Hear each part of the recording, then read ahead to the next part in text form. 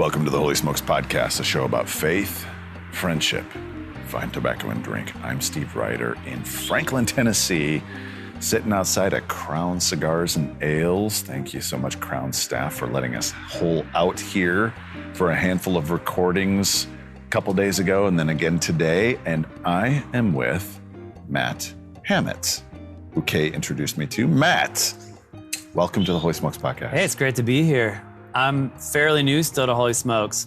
I've only been a member now for maybe about a year or so. Yeah. My buddy Robert, who you spent time with last night, invited me into the group.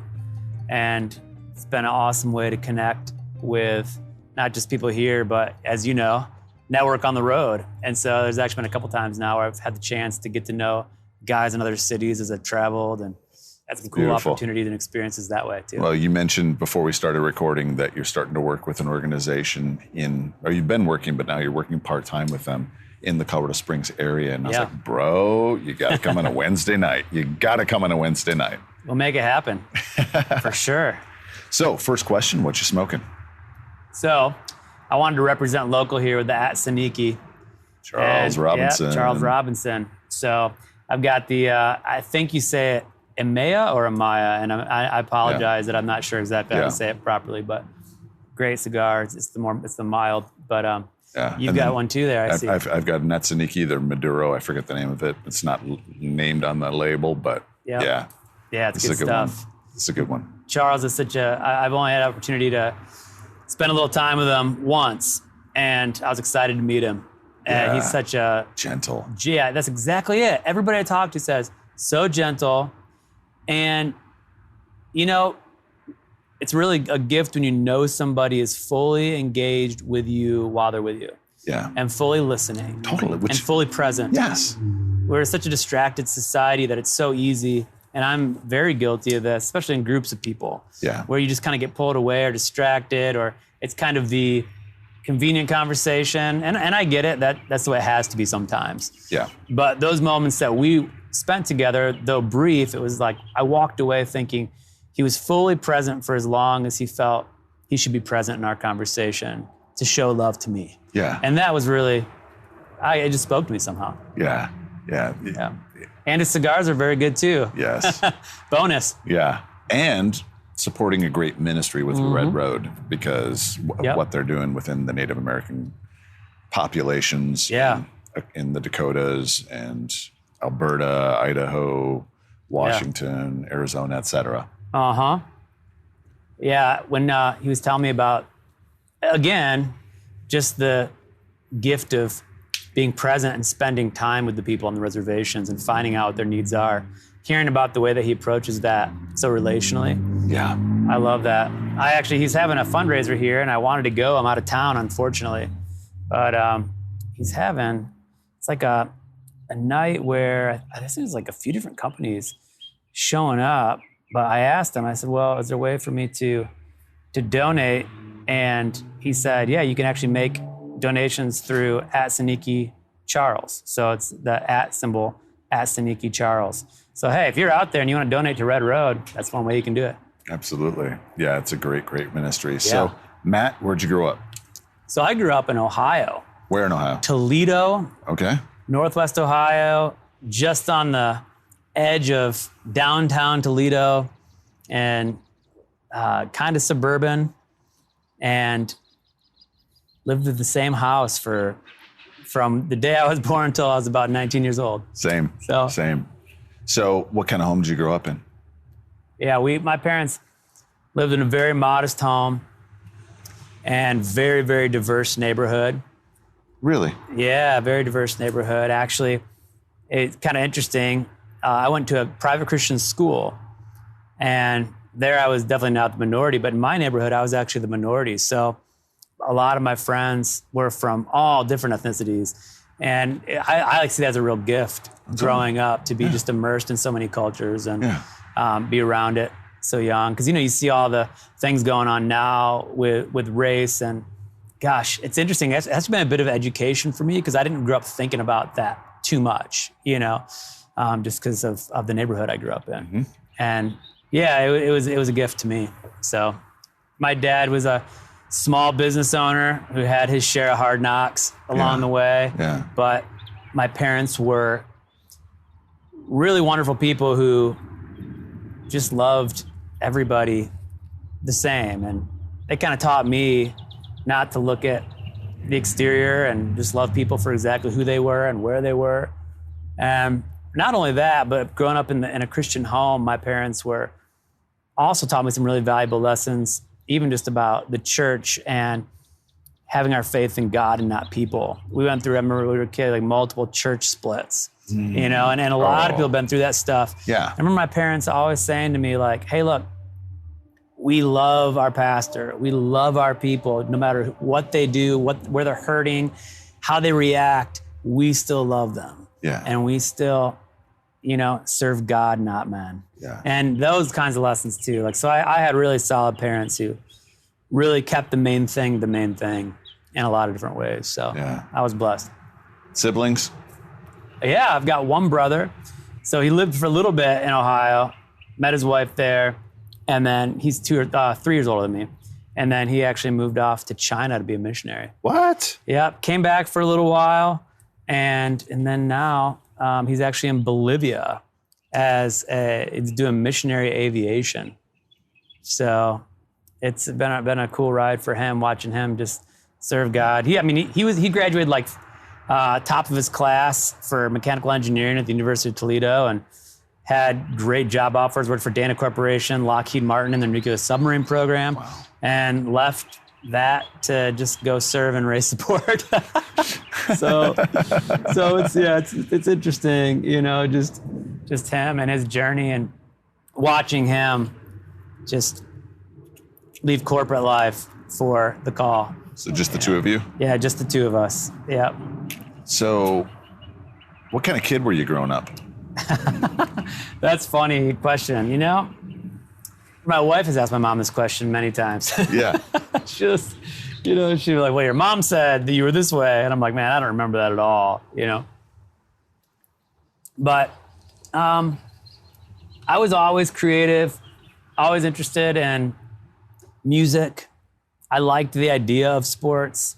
I played a little bit of basketball and soccer in like 5th through 7th grade.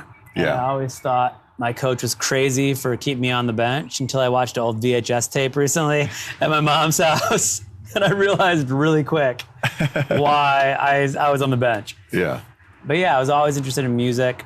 Started out like basically in band, pep band, funny enough, playing the trumpet.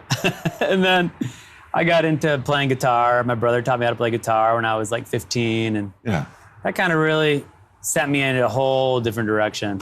You know, that's when music really became my life. And I met some guys at the private Christian school that I went to. They had a chapel service every week. And so I started playing with these guys in the chapel band. And so that was formative for me because then we became a band outside of chapel. Yeah. And named ourselves Sanctus Real when we were 16. And I didn't realize you guys started it that young. Yeah, I really had no idea that it would lead to, for me, they're still out there going, but for me that would lead to 20 years of making music together. Yeah. Pretty wild. So what were you leaning towards? I mean, because kids, as teenagers, often, not always, but often, we have kind of an idea of where we think we're going. Yeah. And where were you leaning towards before you picked up the guitar and that changed everything? I think I had no idea. Really? Yeah, it was like when I picked up the guitar for the first time and when I found music and writing. Actually, when I played guitar, I knew right away that it wasn't so much even about the guitar to me. It was more about expressing yourself. Yeah, it was like, it was a means to express myself through song, through melody and lyric. And I mean, it was like right away, pretty much right away, I knew like, okay, I want to be a songwriter. Yeah. Yeah, and I started, leading some worship at my church. And that was one thing about being involved in our church too, that was a big gift to me. And for so many artists who start in the church, I mean, it's a platform to be able to worship and sing and use your voice to express yourself. And so that was extremely formative for me. Mm-hmm. So were you in Toledo at the time? That's where you guys started? Toledo Christian School, that was where we met. And we stayed there too, man. So in 2001, we signed a record deal with Sparrow Records, and everything was in Nashville. So like, but when did you guys actually start it? So 1996. 96, when we were 16 years old. Yeah. Started the band. And then we just got to the point where we were playing like, not only regionally, but we were traveling all over the country at that point by 2000, just in our van and trailers, an independent band, playing youth conferences and all kinds of different events and booking everything independently. And we had a lot of really cool artists from Nashville at the time who we looked up to. Yeah. Really investing in us and inviting us to come to Nashville. Like who? So like DC Talk, Toby Mac was looking at us for Goatee, and then a band called Audio Adrenaline back in the day that we really appreciated their music. They also like came to Ohio and like did a showcase. They played and like had opened for us. Yeah. And it was kind of fun, it was pretty cool. And so we did that, and they wanted to sign us to a Flickr, which was their new label, and kind of started getting interest that way and just navigating that whole world of record labels. How was that for you guys as teenagers, early 20s, before you signed that record contract? I mean, traveling around in a van, what were those years like?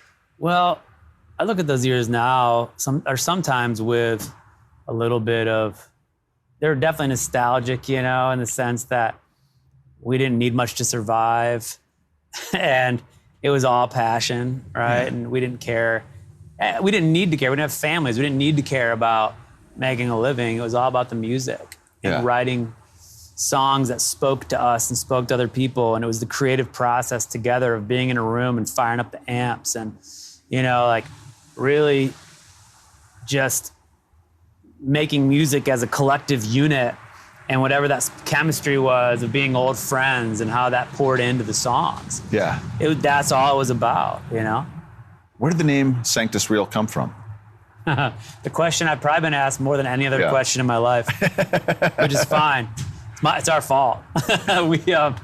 Our drummer came to us at rehearsal one day when we were trying to come up with a name, and he said, hey, I found this cool word in the dictionary, and he didn't know it was Latin, like sanctus, right? Mm-hmm. But he just thought it was sanctus, and it meant holy, a hymn of praise, set apart. There were all these definitions that we were like, hey, as a Christian band, that's what we want to be. Yeah. And so he said, what if we called ourselves Sanctus? And then the other guy was like, yeah, but we got to put real in there because we want to be real. They're like, Sanctus Real, cool, that's it. So what we really ended up with, funny enough, was a Latin word pronounced just like white American kids would say it.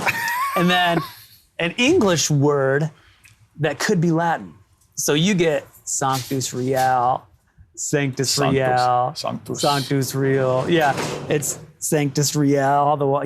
We had somebody who thought our name was Satan is Real one time. Yeah. We got Santa is Real. People used to think that. We've got all kinds of funny things that people thought. Yeah. That was the funniest one. What's the craziest story from those pre-signing the record contract years? Yeah, we used to stay at host homes when we were independent bands. So we'd go around, we couldn't afford hotels, and people would only pay us a couple $100 to play. So we would always stay with people. And there was one group of guys who had a concert ministry out of a YMCA in Mount Vernon, Ohio, just a little town. Yeah. And said, hey, come to the show. We can't pay you much, but we can't really afford a hotel either, but you can stay with us. Basically at their house where all their college guys bunked up together, And so we did the show, and they had told us beforehand there might be this girl there that they were trying to reach in their community who was a Satan worshiper, they said, Yeah. And we were like, okay, wow, well, that sounds crazy. And we're like, but okay, we're, whatever, man, that's cool. You guys are trying to reach this girl. And basically, we didn't see her at the show. We go back to their house, and we're just all sitting around, hanging out. They started some kind of card game or something. And all of a sudden, there's this knock on the door. Yeah. And the door opens, and it's this short little girl with this huge dragon tattoo wrapped around her neck.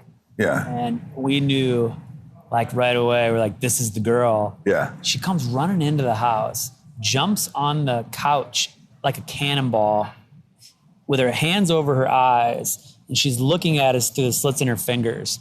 And finally... Was she talking with you at all? She just staring at you. She just was in a little ball just staring at us. So right away we were like, what is going on? This is so much weirder than we ever imagined. Well, it gets crazier because she sits at the table and starts playing cards. All of a sudden she starts convulsing, like having a seizure. Yeah. Her chair falls back. She hits her head on the ground and she just keeps convulsing. And they're like, she's filled with demons. We got to pray over her, you know, and like they pull this mattress in and they pull up on a mattress, and for like almost an hour, this girl was like convulsing and having seizures, and her eyes were literally like rolled up in her head, and it was terrifying.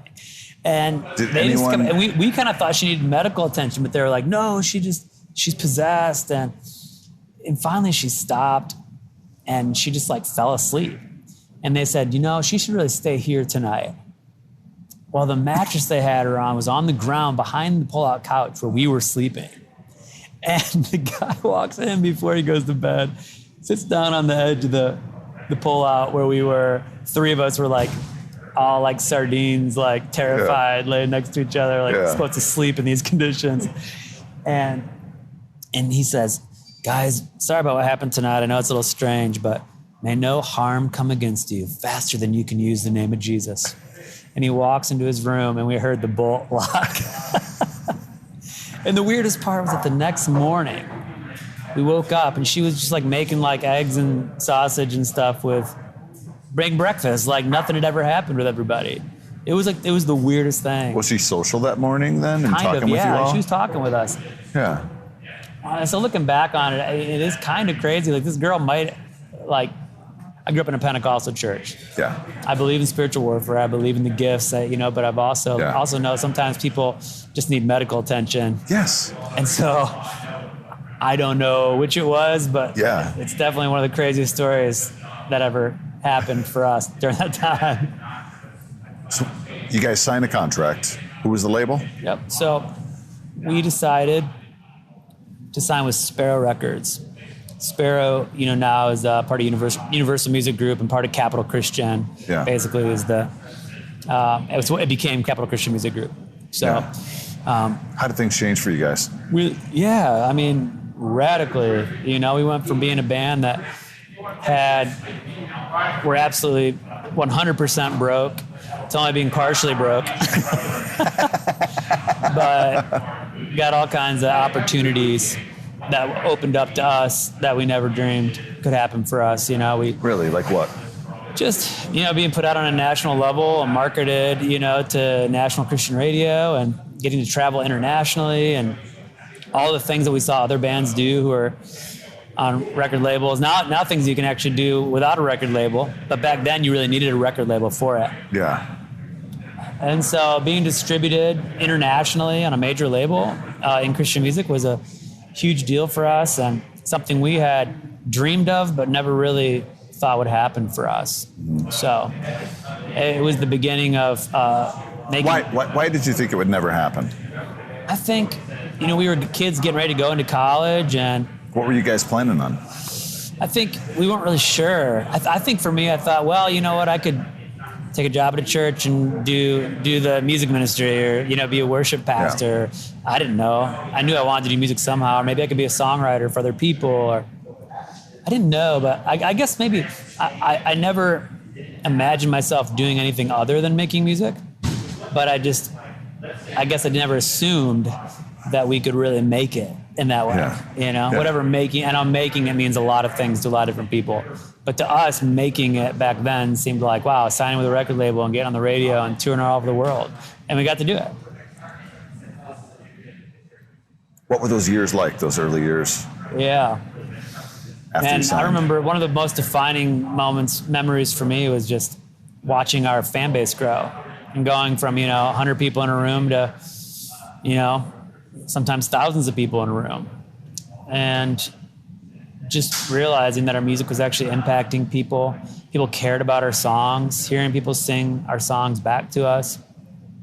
I remember hearing our song on the radio for the first time in Albuquerque, New Mexico, driving through, on M88, man, our first little punk pop song on Christian rock radio. Yeah. And blasting it, but in the van and trailer, on our way to a show, first time out west. Yeah. So those moments, man, for us were big moments, exciting moments before, you hit, inevitably everybody, when you grind really hard, hits seasons of burnout or seasons of doubt or season of question, and I think those early years before things got more complicated were really special. How did things get complicated? Yeah. So like 2007, we were working on our third record called The Face of Love, and our career was growing numbers-wise, our album sales and our visibility in the market, and more stations were adding our songs. And back then there were 3 formats in Christian music. Now it's kind of pretty homogenous for the most part, but there was like rock, CHR, and then AC, right, which was the big format. So we were growing in the sense that we started having adult contemporary stations, because we started as a rock band, right? So we didn't necessarily fit in with the real contemporary stuff. But those stations were starting to add our songs, and so we were actually making a little more money off of, still not a ton, but like making enough money to feel like we were making a living. But personally, it was like we were just starting to get worn out. We were driving ourselves, 200 and sometimes up to 210, 220 dates a year, like concerts, hauling our own production, setting up our own production, doing all of our road crew work.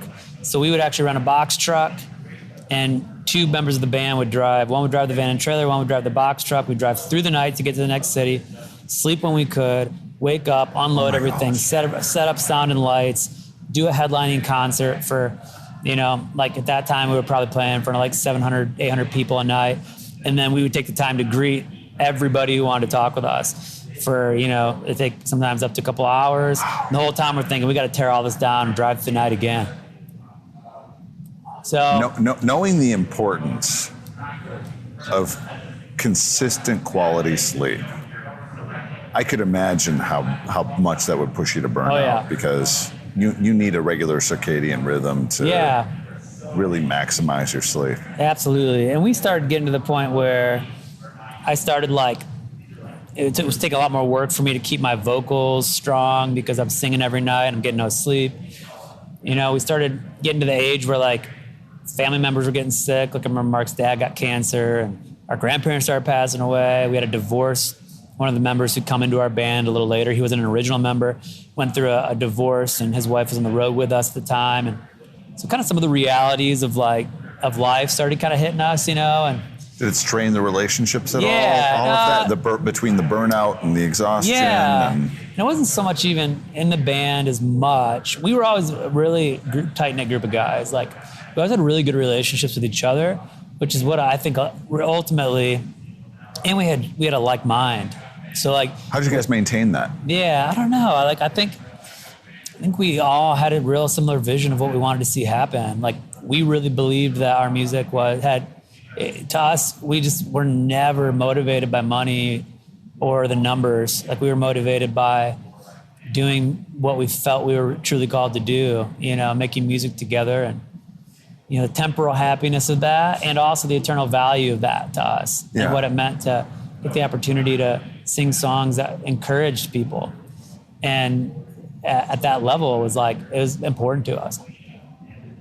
This is a question I have a feeling I know the answer to, but between signing that contract,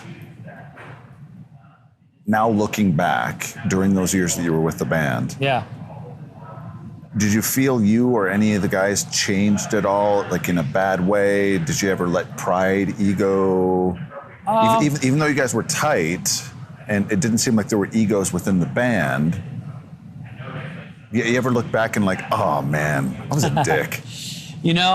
I think, and I always say this about every guy in the band, including myself, we a little bit had the opposite problem. The opposite problem for us was never feeling quite good enough.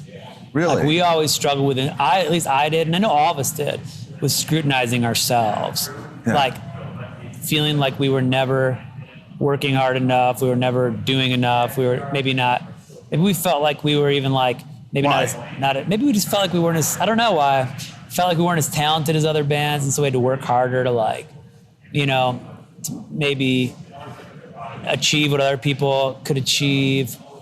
There was just always this mentality of the underdog kind of mentality more than the other way around. So I would say I almost wish I would have had more confidence. I wish we would have had a little more of like, yeah, like we're making it, we're doing this, we can do this. Like it almost like I think we could have had, there would have been a healthy level of embracing some things. Like people would always say to me like, man, you're listening to this band, dude, like be confident, act like it, like step into it. But I always still had that little bit of timidity, Do you think things would have been different if you would have stepped into it? Man, that's a really good question. I don't know. I don't think so. I think it was our strength, like humility, I think was our strength in the end of like, it kept us focused on the right things, which was we always felt like we were nothing without God being at the center of it. And, but at the same time, like there's a guy, I have a friend named Mike Donahue who was in a band called 10th Avenue North. I remember we were on tour together one time and he said something to me that he said, there's kind of this mentality of like, where you don't want to make things about you, but almost sometimes when you're too unsure of yourself, you're still making it about you. Ooh. It's like a reverse form of pride. And I was like, dang, that really hit me. And that actually really was transformative for me because I feel like we did step into some years where I was like, you know what? I need to own what God has given me. Nice. Step into it. Find my confidence and trust that it really is about him. And if it is about him, I don't have to do this whole like, oh, maybe I'm not good enough. Maybe, we're not working hard enough, always questioning, and just accept the position we've been given and really walk in it. Yeah. So. When did you meet your wife? So I met my wife in 1999. We were both 19 years old. And we got, the same year we signed a record deal, we actually got married. Yeah. And so.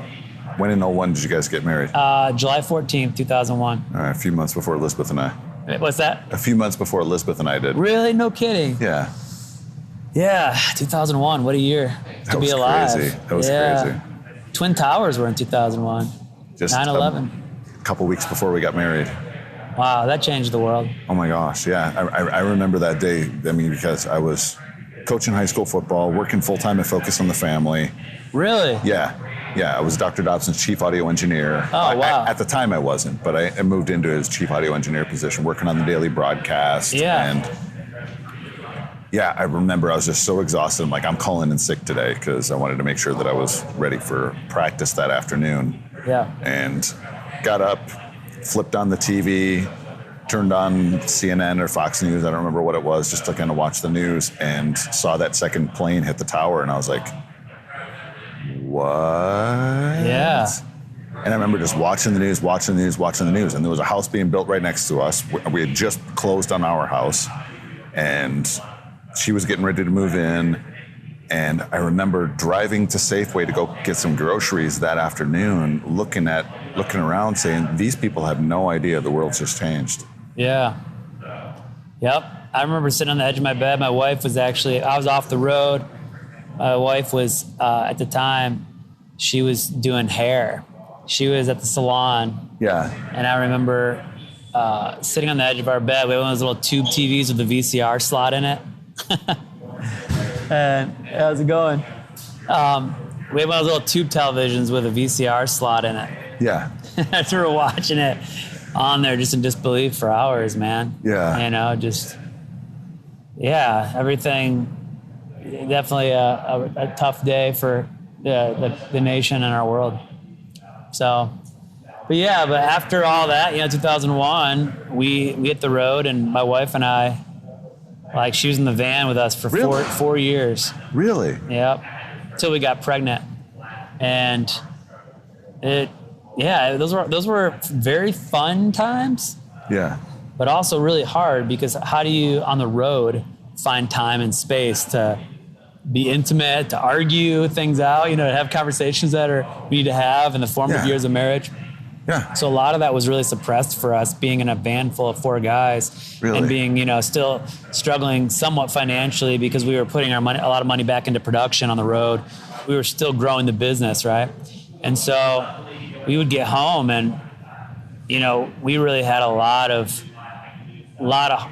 conflict issues. We didn't really know how to resolve our conflict. And so they were really good years, but we also really felt the tension of not having that typical space to just be a married couple and be at home together. And so, yeah, it's interesting. They're bittersweet years, when it comes to marriage. It's like some of the best times we've had and some of the worst times we've ever had. Did some of those issues manifest themselves later on, like after you left the band or after she was home and you'd be home? Yeah, it really was most difficult after we had our first daughter, Emmy, and in 2006.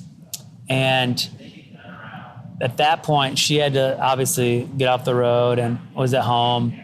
And I was still on the road over 200 days out of the year. And it really was like... Oh my gosh, that's hard. It was hard, man. Those were hard days, and I missed them. They missed me. And it was in raising young kids. So we ended up essentially a single mom for 2/3 out of the year. Yes. And we really thrive when we have that quality time together. And so, from 2006 to 2016, for almost a decade, while we were growing our family, those were hard questions. A lot of songs were written out of those feelings of tension between work dreams and family dreams. That was the core tension for me. And I think all men who are out working and have families and are trying to build careers, but also, really like trying to focus on how do I be a great husband? How do I be a great father? These are real questions that every man asks. Mm-hmm. And I think I actually got to the point in 2010, we had our third child. He was a little boy. His name's Bowen. And he had a severe heart condition called hypoplastic left heart syndrome. He was born with only half of his heart. Yeah. And that was extremely difficult time. We were in the hospital for over 4 months. It's crazy because the day that my son had his first open heart surgery, 5 days after he was born, in September of 2010, we had our first #1 AC song on the main chart. Really? And we got nominated for a Grammy, and I missed the Grammy Awards because I was in the hospital. And so it was right in front of me more than ever. I really saw those two dreams kind of diverging in tension with each other more than ever, and started asking myself the questions of, if being gone this much, can I really... It's I started looking at it if I never showed up to be on stage or practice with the band or on the road, could I be the lead singer of this band? Well, how can I be the husband and father I'm called to be if I never show up for the job? Yeah. And I really was at odds with those questions, and that was the beginning of the tension of as much as I love these guys and I love what we do, I'm not sure how long. And I remember there's a song that actually did really well for us called Whatever You're Doing, Something Heavenly was the subtitle of that song. And that was a pretty well-known song at the time after we had put it out. But I had written that song in my daughter's playroom after everybody went to bed, just in a pool of tears, man, with that tension, because I felt like the chaos of this calling I had.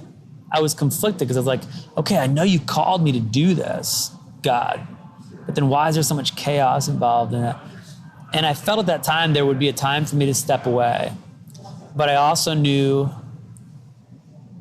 it wasn't time yet. So I had to trust that there was this restlessness of calling or balance in my life that needed to be resolved. I always had a feeling that it would probably end with me coming home and stepping off the road. But I also knew that it wasn't even like my intended time. So I always say like there's like the restlessness and there's the release when you have that call or that transition. I was in that restlessness for several years. Really? Yeah. Why did you feel that it wasn't then? I don't know. Like I couldn't, it was just like that. I guess I would just bring it down to like the Holy Spirit, the gut of like God's changing something in me. He's growing something in me. There were things I think I still needed to accomplish in the band. Not even, I'm saying like success wise. I'm just saying I still had a place there, a calling there. My gut said, I'm preparing you for a change, but it's not your time yet. You're still growing. You're still learning. You're still fulfilling this purpose. Yeah. But in 2015, it was like that was the year that I felt that release where I was like, you know what? I knew beyond a shadow of a doubt it was my time to step away. What was going on at that time and anything specifically that happened that was like, okay, ding. Yeah, there had been, at that time, you know, my family and marriage felt pretty strong, but we had been through a lot of crisis because of my job, because of me being gone and the demands. And you know, some guys seem to be able to just, maybe it's the difference too between being in a band and having like a career. Like I see a lot of solo artists who can kind of make some of their own decisions about when they're gone, when they're home. But you know, when you're in a band, you're kind of you're a little bit of I don't want to say a slave because that's like a negative connotation, but you're a little bit like have to be in submission to what the whole collective needs and wants to be doing. And we had created, you know, something that we had 12 people on our bus, you know, so we got our tour bus, we've got 13 people we're hiring on the road. We've got management teams, agents, and the business is really thriving and we're still pouring a lot of money into it. And so it was this cycle of, okay, if I leave, I'm kind of at the center of this thing in the sense of like, you're the front man. Yeah, there was always a tension of like, hey, if our guitar player needs some time off, then we can get a sub to come in. Or if our drummer needs some time off, we can get a sub to come in. But you can't replace a singer. And so it was like, for me, I had to be all in, or to me, I had to like step out, you know? Were you talking to the guys in the band about this? I was afraid to talk to them about it for a while till I knew for a fact that it was my time. And how long between when you first talked to them and when you left? About a year. Okay. So I had a little sit-down conversation at the very beginning of 2015 and opened up to the guys and said, hey, I think it's my time and I'd like to give the band a year of my life to try to transition. I'd sat down with a guy named David Smallbone, who, you know, was his daughter, Rebecca St. James, had been in the industry and she had experienced a season of burnout.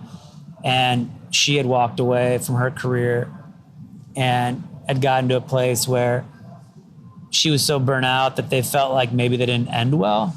You know, like he wished they would have done like the farewell tour and like said thank you to everybody who invested in the band, the promoters and the radio stations, and given a good run of like, proper goodbyes, I guess, right? Yeah. And he said, and I sat down with him to ask him about that because he manages for King and Country now. Those are his boys. Yeah. Rebecca's little brothers, and I remember him telling me like, Matt, whatever you do, take the time to end well and to honor everybody who's been part of building this. And so that was the plan that we put in place, was to how do we honor each other?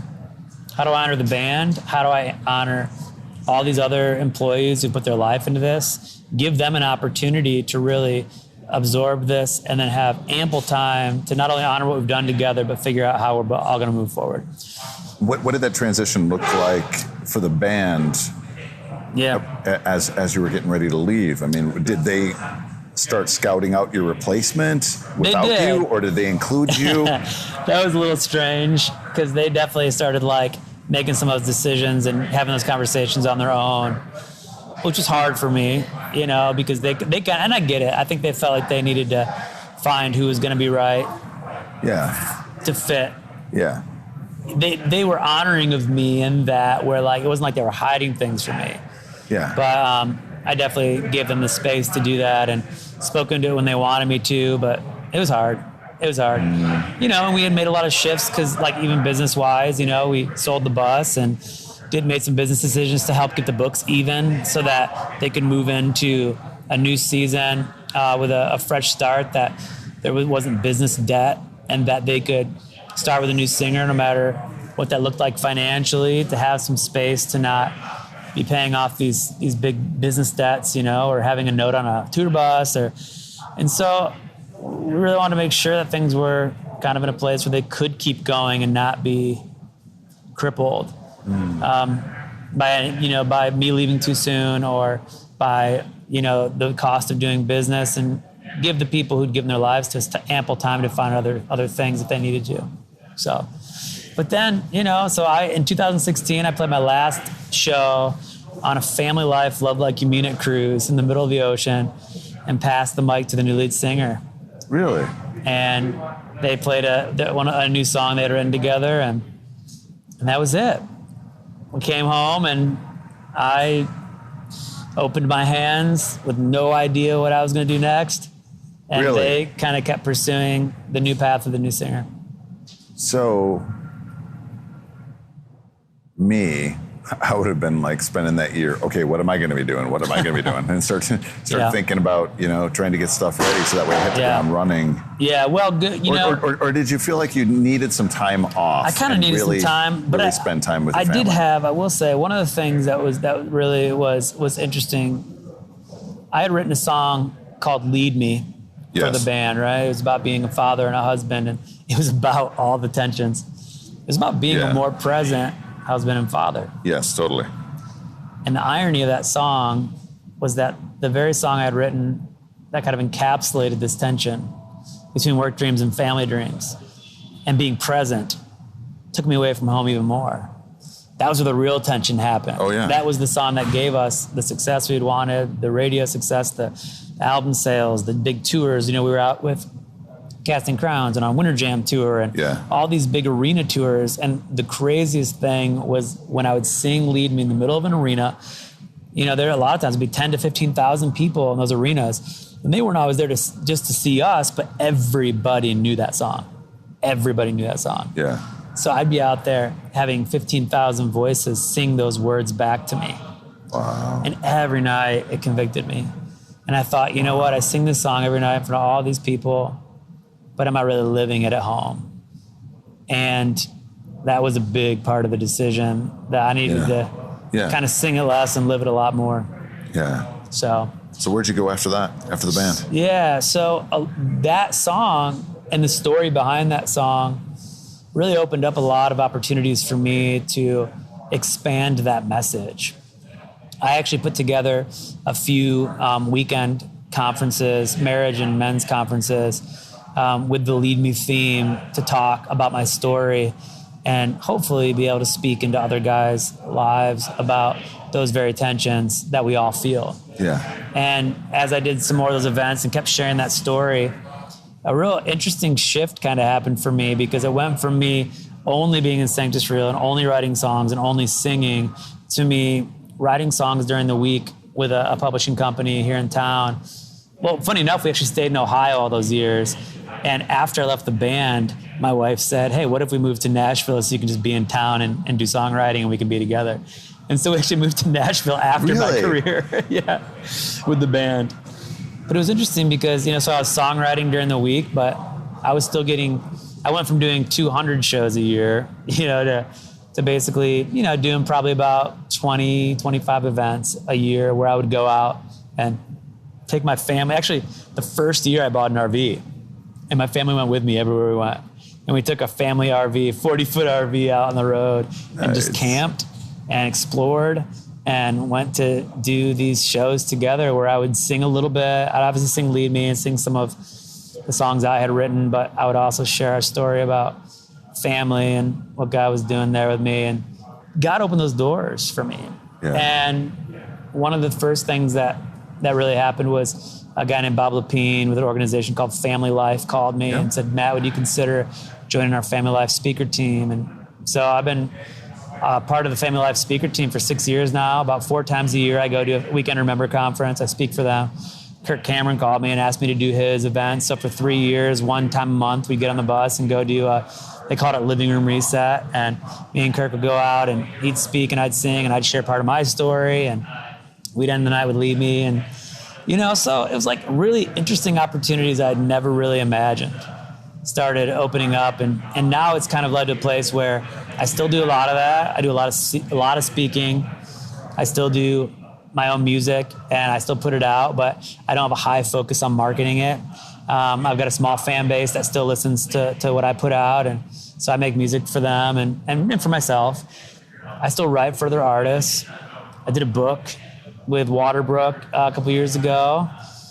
And most recently, we did a documentary about our son's heart disease. Yeah. To be a ministry to the congenital heart disease community, because we do a lot of work. We have a foundation where we help support families who are in the hospital, who need help financially and emotionally. And my wife really heads up that. But we had a lot of families asking us along the way, hey, how do we face this, with a kid with heart disease or a life-threatening illness? And how does it affect your family? How does it affect the siblings? How does it affect your marriage? And we thought, well, maybe the best way for us to answer those questions is to show people in a really vulnerable way what it's like. And so through our son's third open heart surgery in 2019, we made a documentary with a husband and wife couple that had been documentarians for NBC, who also had a child that sadly passed away from heart disease. And they actually were looking for a way to leave the network to do documentary work, full-time documentary work. And we were looking for people to make it. And so it was a perfect team. We were able to bring them on to do our documentary as they left the network. And they made a beautiful film with us called Bowen's Heart. And, we did the film festival circuit end of last year, signed a distribution deal out of LA. So we'll actually be having a release date here soon for our documentary on streaming. So nice. Yeah, and then we ended up doing it sounds really crazy because I never imagined this, but we got asked to do a reality show for a streaming network called Liftable. Yeah. Original entertainment show. And we said no, because I was like, dude, I'm not doing a reality show. It's crazy. But then my wife and I prayed about it. We really got a vision for it. And so we just put out season 1 of a show called The Hammitt's Band Together. It's a family reality show that's kind of infused with meaning but fun, and so, gosh, all these crazy opportunities. It's like, I don't know what tomorrow brings, man. Maybe we'll be doing a circus or something. I don't know. So, how's your son doing? Thanks for asking. He's doing good. He has had 3 open heart surgeries now, and he's really, for his condition, is thriving. He still has things that we deal with. Like what? Stamina. He lives with half of a heart, so he doesn't have the same stamina as other kids. He gets a little blue sometimes because oxygen levels are a little lower than your normal kid. He can't, run as hard or run as fast or as long. So his body tells him when he needs to take a break. And how old is he now? He's 11. Does he recognize that? What's that? Does he recognize that? Yeah, he knows. And crazy enough, he actually writes music and sings. Nice. And we made a record for him, a little EP before his surgery that we put out on Spotify and everything. And it's actually, I was shocked at how good it turned out. Really? Yeah. And so one of the things that we do now is when my family comes with me, we actually tell his story, and he actually comes out and sings with me. And so that's been a really beautiful opportunity for us. That's one of the things that we do with Save the Storks, which is a pro-life organization out of the Springs, which you know. One of the things we do is we represent them at the conferences that they sponsor. So American Association of Christian Counselors, Ignite Men's Conference, and then there's one called Extraordinary Women that are all really awesome. I mean, it's awesome for us because we get to go into an arena again with, 6,000, 7,000 people. I get to sing Lead Me and tell a little of my story. I get to tell Bowen's story about us choosing life because we had a lot of the doctors and specialists tell us that we should terminate our pregnancy. Terminate, what a weird word, right? And just kind of saying, hey, here's Bowen now. And the doctor said that his broken heart would break our family, but God has really used his broken heart in the only way that God can to actually make our family whole and make our family what it is today, and it's made our family stronger. And so that's part of our testimony as well. How did that change you? Because, the two greatest losses that a father can go through is the loss of a spouse or the loss of a kid. Yeah. And I know with Elizabeth's chronic illness and that specter of this likely would be my journey at some point. I was hoping it would be 10, 15 years down the road when the boys would be fully grown, out of the house, likely married, maybe have a kid or two so that way she could be a grandma and get that. Yeah. But that specter was always over since she gave birth to Matthew and almost died. I knew that this would be my journey. Yep. With that specter over you, how has that changed you? Well, I'll tell you, it's made me and our family a lot stronger in the long run. But man, there were a lot of moments through the first 2 surgeries, which were in the first year of his life, when we really struggled, man. He wasn't doing real well for a while. And my wife and I really dealt with it in different ways. The weird thing that happens with spouses with chronically ill children that we often see is that pain manifests itself so differently in each spouse. And a lot of times, if you don't make intentional efforts to grieve together, you can almost grieve. The grieving can almost tear you apart in a way. That she, and what that looked like for us was, I'm a creative guy. I need time to process creatively. So when we were going through the thick of all that, I needed to be able to step away for an hour or two when you're at the hospital and pray and think and journal. And I wanted her to walk with me and talk with me and be with me and have, conversations that maybe I really felt we needed to have as parents to our son we didn't know if he was going to live. Whereas her way of dealing with it was, I'm going to be at his bedside 24 hours a day, fully invested, never leave, fighting for the medical care that he needs, asking all the questions, learning about the medication. And so I actually grew to resent the fact that she would never take time away from the bedside to be with you, to be with me. And she really resented the fact that I could step away from the bedside, even if it was for an hour or two. Why aren't you right here with me 24 hours a day fighting constantly? Why do I have to carry this? In reality, she didn't have to carry it all, but that's what her mother instinct told her. Yeah. And she was doing their best to be a good mom. Yeah. And for me, I was trying to survive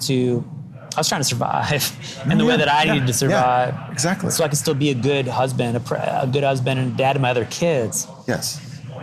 In part because I learned this from having a chronically ill spouse. If I'm not taking care of myself, yes, I can't give to my family. Yep. And so as much as I love my wife, as much as I love my boys, I've learned that I need to be the priority in my life, because out of that, all that love and attention and all of that will naturally come out. Yes. Yes. And if I'm not taking care of myself, I'm going to ultimately shortchange them. Yeah, that's right. That's right. And so, for us, it was just that separate grieving, man. It really, it almost tore us apart. Really? Yeah. What was the breakthrough? The breakthrough was us being willing to sit with actually, we had a big breakthrough a few years back when we sat with a counselor. And we were working our way through it, and we were learning and growing through it eventually. Yeah. But we let some counselors into our life who really spoke deeply into those issues and allowed us to really see each other again through it, to really accept the pain and process the pain, and not only be willing to face our own pain and some of our own unhealthy responses to pain, but also be able to meet each other and each other's pain as well.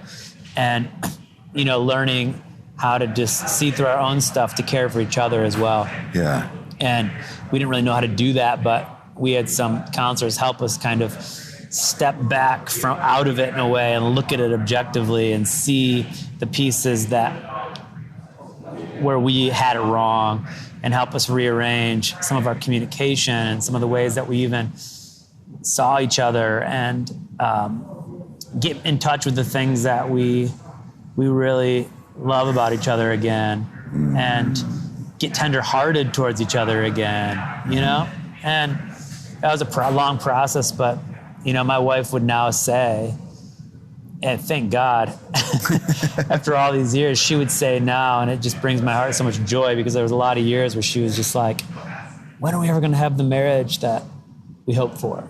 And I don't know. And part of me was like, hey, I'm committed to this marriage, but I don't know. Will we have the marriage we hope for? I don't know. I want to. But now she would say we have the marriage she's always wanted.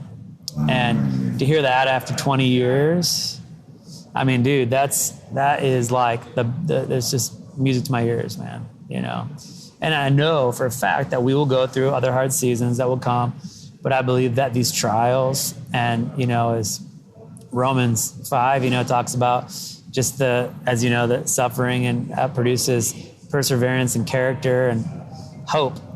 And we do feel that through those trials and through that suffering that we've been through, that we now do feel we feel the character and we feel the hope. We've experienced the perseverance, and through it all, God has somehow used it as He does to make us more like Him and better for each other. Matt Hammitt, let's get to rapid fire questions. Yeah, man, right on. Rapid fire.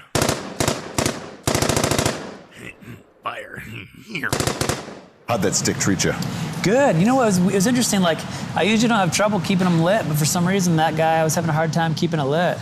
I don't know why. Part of it is you're talking. I think, a lot of it. But usually it'll burn, keep burning. But yeah. I don't know what the deal is. I will say every once in a while, here specifically, I've had sticks that feel a little over humidified. Really? Yeah, just a little bit. Yeah. Not all the time, but every once in a while. So. When did you first try cigars or pipe? Gosh, man.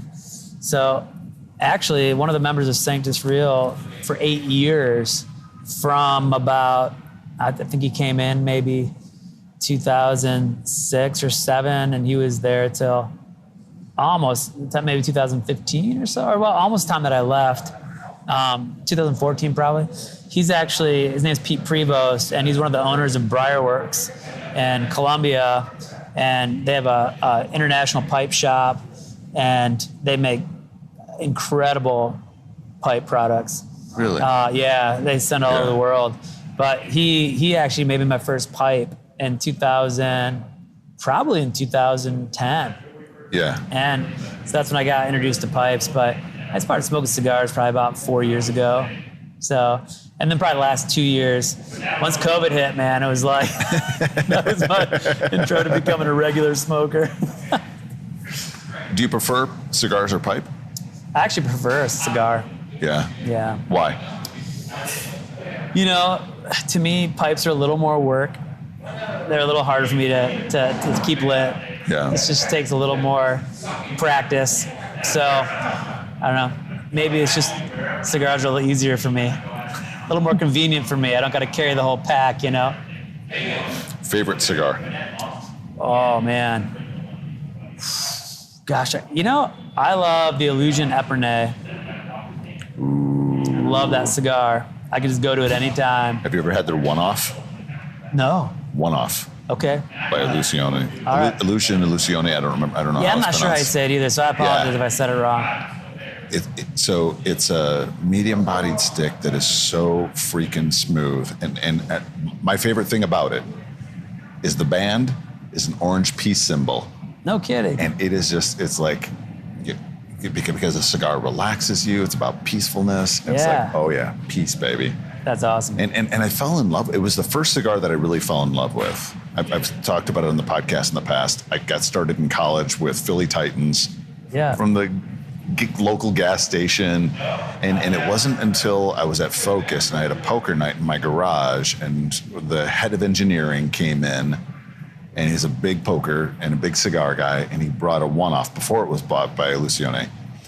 And it was the first cigar that I fell in love with. And I mean, I fell in love with. Oh, that's awesome. And he gave me a couple, and he said, have this with a Coke. Try it with a Coke. Really? And all of a sudden, all these flavors in the Coke just came alive, and all of these flavors in the cigar came alive. I can't identify any of them, but it was just like, it was just beautiful together. No kidding. I'll have to try so that. you got to try a one-off. It is just... Okay.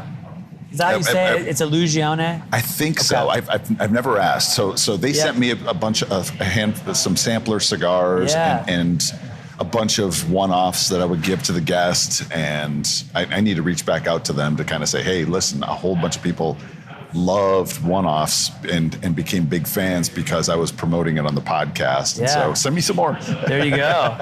Nothing wrong with that, man. It's great. Best dollar for dollar cigar you've ever smoked? Okay. You know, funny enough, can I tell a really quick story? Yeah. Okay. All right. Yeah. So I was down in Texas, in McKinney. I ended up at this guy's house with this epic home on a little man-made lake, and his builder was there. And he brought out a box of, he's like, of Walt Churchill. I'm sorry. Not Walt Churchill. I have COVID brain, dude. That's like a real thing. Yeah. I'm not kidding. Like, I have a hard time remembering stuff. Mark Twain. I almost said Walt Churchill. Of Mark Twain Churchills, right? He said these are cheap cigars, and for whatever reason, I can smoke one of these at any time of the day and enjoy it. So I actually got on Cigar Bid, like at one point, and found a box of 20 for $40. So for there, I got yeah, that's Dude, the one. I've got like 4 boxes of Mark Twain's in my humidor, just because I mean it's a great dollar for dollar stick that I'll have with me, and if I mean like after church or hanging out with the guys from church, and there's someone new, and I just don't know how really good into cigars he is. Absolutely. I know it's a good dollar for dollar cigar that if they only smoke like 2 or 3 puffs and they throw it away. You're not wasting money. Exactly. Exact same thing. It's funny. So I got a box of 20 for $40, $2 a pop, dude. I'm like, man, I'm not usually that cheap, but I was like, yeah, but I agree. Like, so I get those now because I'm like, same reason you're saying, and it's almost always a smooth draw, and almost always an even burn on them. Yes. And like you said, they're good. Yeah. For that very reason. Have you tried the Memoir, which is the Maduro, or the Riverboat, which is the Barber Pole? I've had the Riverboat, yeah, but I haven't had the Memoir. Yeah, I'm more of a full-bodied guy. Yeah. But I like all 3. All 3 are solid. I smoked almost all pretty robust cigars when I first started, and just recently started getting a little more into some of the Connecticut wrappers and like just some more mild cigars. Like I realized like having a real appreciation for them. You know, I think I picked up here one of those Oliva Connecticut's. Yeah. And I was like, man, that's a good cigar. I could probably smoke anytime. You know, just nice and smooth. Yeah. So. Favorite liquid pairing with your smoke? Yeah, so for me, I would have a glass of bourbon.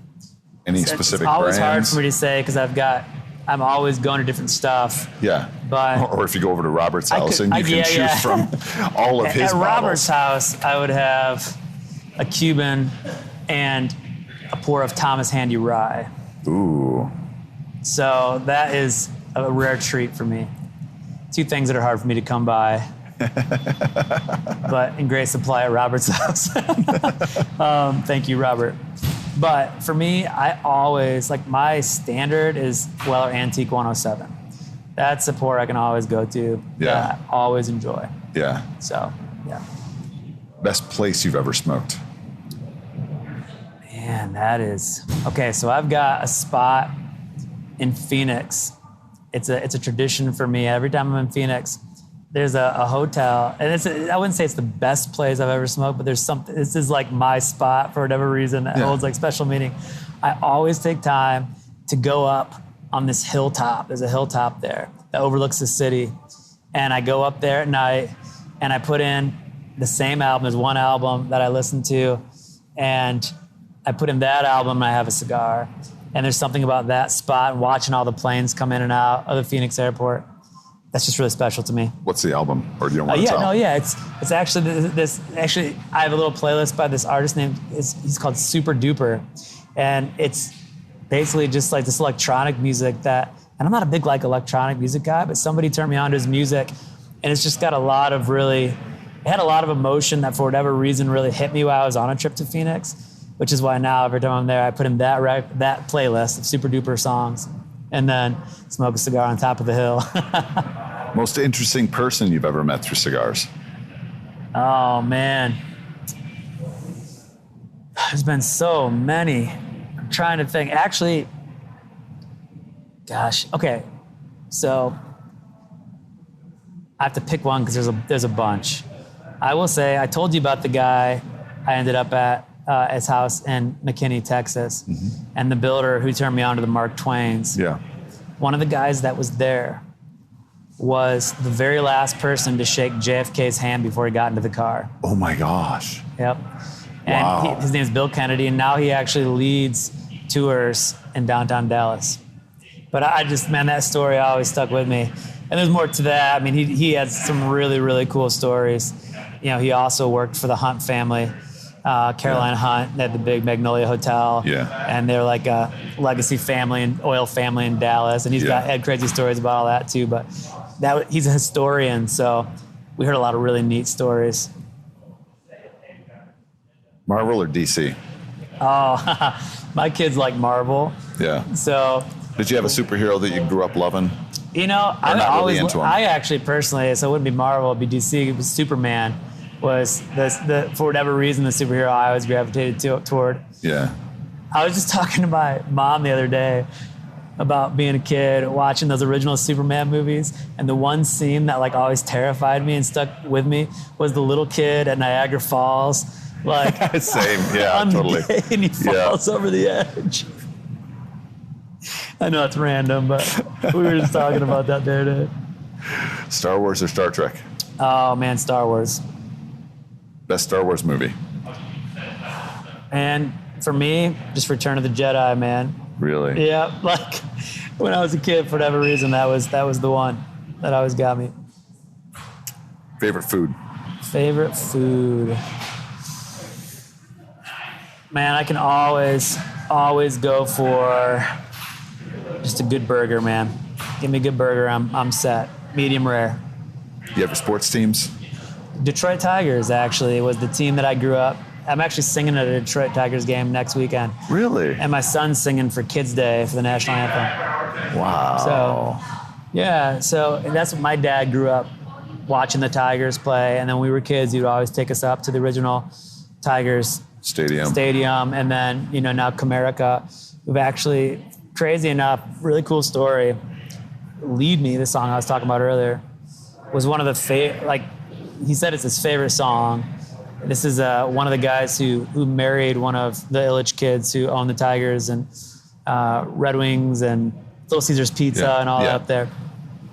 And his name's Glenn, and he's part of the family up there. And I did an event there where they invited us up to the box to watch the game, to the owner's suite. And one of the times we went up there, my dad actually got to watch the game with like Al Kaline and Willie Horton and all like his childhood hero players. And I was like, to me, that was like one of the coolest moments, you know, for me. So. Nickname growing up or in the band? Oh man. Early days of the band? People called me all kinds of things. My last name's Hammitt. They would call me the ham, the hamster, Hammy. I mean, dude, I had so many. I can't even think. There wasn't even one that was prominent. Dogs, cats, neither, or both? You know, dogs. We have a dog, and I grew up with a dog, but I always had like pretty tragic pet stories as a kid. Like we always lost our pets in really tragic ways. So I kind of built a wall between me and animals for a while. But I've like, now that we've had dogs for our kids, like I've become a dog lover again. What's one unusual fact that few people know about you? Man, that I smoke cigars. CCM music, right? People are like, think you don't touch them. You a reader? I do love to read. I've read less books over the past year, and COVID brain? yeah, but I read tons and tons and tons of articles all the time. So it's like, it's interesting because I've just been telling my wife, like, I haven't read a good book in a while, but I read every day. Like, I'm always scouring articles on, it's because I do a lot, I was just telling you with family and, with Save the Storks and stuff with pro-life. Like, I'm constantly reading articles on those sorts of issues. If you could live anywhere, where would you live? Wow. You know what? I actually really love it here. I love it in Nashville. I don't know if I'd want to live anywhere else. Our family's really, really loved it. So that's too hard of a question. I don't know. I'll say I love San Diego. The weather's perfect there all the time. So yes. I wouldn't mind being there for the climate. Yeah. What's your greatest strength and what's your greatest weakness?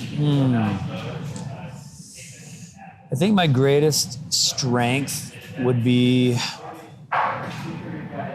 well, I think it's giving my heart to everything I do. I put my heart on the table. So bringing heart and vulnerability to every project I commit myself to and a relationship. I think my greatest weakness is finding the courage to just go for it in life with certain things. I still have a touch of insecurity or timidity, that kind of like holds me back sometimes from, I think, the full potential I could reach in certain areas. But I'm working through that. Who's the first person you think of when you hear the word successful? Wow. I have so many. Man. I think of my dad, honestly. I was wondering that. Yeah. My dad never had a lot of money or what other people might consider, success in business or whatever. He did a great job running his own little business and as a programmer and engineer, but he taught me the lessons that were most important in life. And he's the reason that Christ is still at the center of everything that I do. All right, last three questions. What does Holy Smokes mean to you and how has it contributed to your spiritual journey? Yep, men need community. And for me, it's been an opportunity to be in more community with more men. Yeah. And learn and also know that I'm not alone. At any given time, we're together, right? Having smokes, talking about life. It's just been such a wonderful gift to hear the hearts of many men and know that we're in this together. Yeah. If you could have a holy smoke with any three people throughout history, living or deceased, who would they be? Can't name Jesus. Wow. One of the people that comes to my mind, only because, for a few reasons, but Charles Spurgeon would be great. Who wouldn't love to have a smoke with like C.S. Lewis and Tolkien too? I mean, when they were like masterminding like all these amazing pieces of literature that have changed the world. They don't have to like cigars either, though. Yeah. So, okay. And it could be any three characters throughout history. Look, man, I'm a kid of like the '90s, so man, if I could have a smoke with Bono from U2, ooh, that would be amazing. Yeah, I think I would say Spurgeon, Bono, and Michael Jordan. Ooh. I'd like to sit with Michael Jordan. And he loves cigars. He loves cigars. And he loves cigars. Yeah. 23, man. He was a big deal in my life. When I was a kid, I had his posters all over my wall. So. He was the best. Yep. Which me as a Milwaukee Bucks fan, I didn't like it, but I at least gave him respect. Yep. That's awesome. All right, last question. Okay. If we're to meet 1 year from today, and I got a bottle of that rye that you mentioned over at Robert's place. Oh, yeah. What are we celebrating? I would hope that it would be a successful release of our documentary. Ooh. That's coming out. So That do would be. you have a streaming partner already? We have a distributor out of LA who has partnerships with a lot of the streaming So you haven't platforms. narrowed down a So platform I don't yet? think we're going to have an exclusive. Okay. Like it won't be exclusive Netflix or exclusive Hulu or whatever. We almost got one of those, but it ended up falling through. But this guy's done a great job for a lot of independent films. So it'll be available on multiple platforms. Any idea when that's coming out? So we're actually setting a release date next week. Okay. So I don't know yet, but it will be this summer. This summer. Yeah. And what's the name of the film? So the name of the film is Bowen's Heart. And hopefully you'll be able to watch it, I think, hopefully by July. Matt Hammitt, thanks for being on the Holy Smokes podcast, my man. Yeah, man. Thanks for having me. Hey everyone, I wanted to announce that we have Holy Smokes gear. That's right, we have swag. We currently have hats, shirts, stickers like for your vehicle or your travel humidor, magnets, even branded bourbon glasses for a limited time. Go to holysmokes.club and click on the shop tab. That's holysmokes.club. I'm super proud of the shirts. They're made with Bella canvas shirts that are soft and incredibly comfortable. The hats fit wonderfully, which can be a problem for those of us with big noggins. We plan on having a lot more to offer, like Guayabera shirts, additional t-shirt designs, beanies, polos, hoodies, cigar accessories, and much more. Check it out. And even if you don't make a purchase now, be sure to sign up for that email list, as I've thrown a couple big discount coupon codes for those exclusively on that list. So click the shop tab at holysmokes.club. Thanks.